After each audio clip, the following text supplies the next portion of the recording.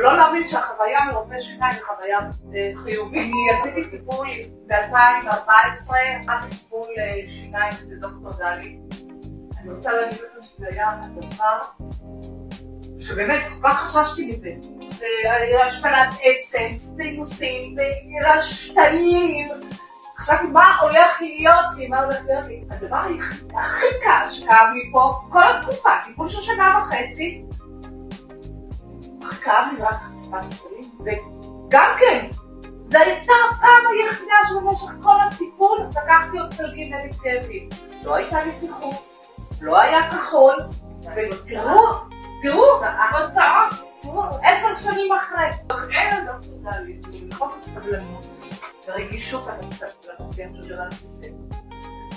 העניין הזה שלו לא צריך לנער, יש לנו את הזמן, לראות שהכל בסדר, נתקדם צעד צעד, שום דבר לא בוער.